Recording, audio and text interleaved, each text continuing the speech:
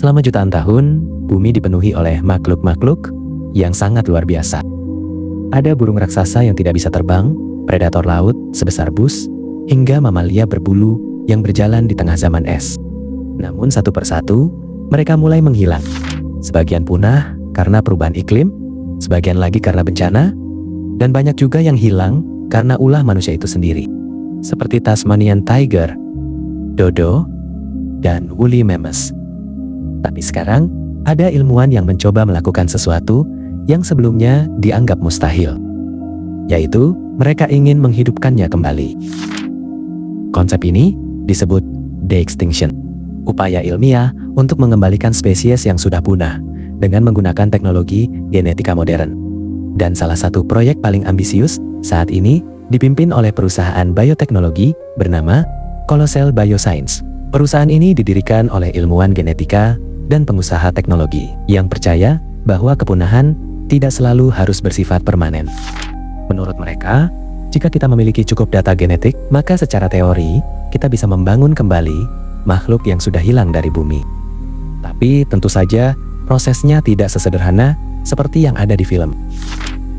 Para ilmuwan pada akhirnya menemukan bangkai mamut yang membeku di wilayah Siberia dan Arktik.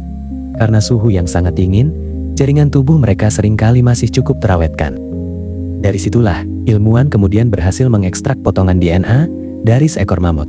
Tapi, ada satu masalah besar. DNA yang ditemukan biasanya sudah rusak dan terfragmentasi. Jadi tidak mungkin langsung digunakan untuk menciptakan mamut baru. Para ilmuwan kemudian menggunakan teknik pengeditan gen seperti CRISPR gene editing untuk memasukkan gen mamut ke dalam DNA kerabat terdekatnya yang masih hidup. Dan kerabat terdekatnya adalah Asian elephant. Jadi, para peneliti mencoba memodifikasi DNA gajah Asia agar memiliki karakteristik seperti mamut. Memiliki bulu tebal, lapisan lemak besar, memiliki toleransi terhadap suhu ekstrim, dan telinga yang lebih kecil untuk mengurangi kehilangan panas. Tujuannya bukan hanya sekadar menciptakan gajah berbulu. Mereka ingin menciptakan hibrida yang sangat mirip dengan mamut. Lalu timbul pertanyaan seperti, kenapa ilmuwan ingin sekali menghidupkan mamut? Dan jawabannya tidak hanya karena rasa penasaran. Para peneliti berpendapat bahwa mamut dulu memainkan peran penting dalam ekosistem padang rumput Arktik yang dikenal sebagai Pleistocene Park. Mereka merobohkan pohon, menginjak salju hingga padat, dan menjaga padang rumput tetap terbuka. Menurut beberapa ilmuwan, aktivitas ini membantu menjaga tanah beku Arktik atau permafrost supaya tetap stabil. Permafrost menyimpan jumlah karbon yang sangat besar. Jika tanah itu mencair, karbon tersebut bisa lepas ke atmosfer dan mempercepat perubahan iklim. Jadi ada hipotesis bahwa mengembalikan hewan seperti mamut bisa membantu memulihkan ekosistem lama. Namun, hipotesis ini masih menjadi perdebatan besar. Tidak semua ilmuwan setuju dengan proyek ini. Banyak ahli konservasi bertanya, apakah masuk akal menghabiskan miliaran dolar hanya untuk menghidupkan spesies yang sudah punah? Sementara, ribuan spesies yang masih hidup justru sedang menuju kepunahan. Dan kemudian muncul pertanyaan lain lagi. Jika mamut pada akhirnya berhasil diciptakan kembali, di mana mereka akan hidup? Apakah mereka akan menjadi hewan laboratorium atau akan dilepas ke alam liar?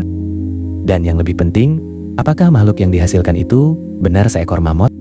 Atau hanya gajah yang dimodifikasi secara genetik?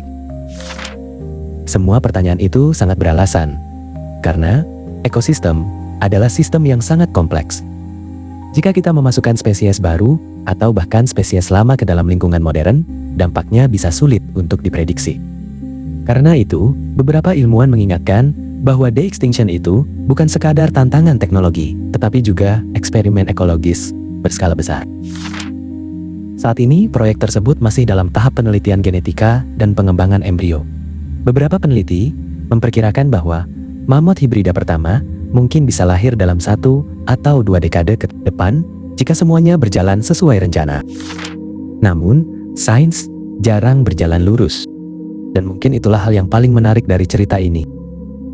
Karena untuk pertama kalinya dalam sejarah manusia, kita tidak hanya mencoba memahami masa lalu, tapi kita juga mencoba untuk membangunnya kembali. Terima kasih sudah berkunjung. Please subscribe, tinggalkan komen, dan nyalakan lonceng supaya tidak ketinggalan info menarik lainnya. Sampai jumpa.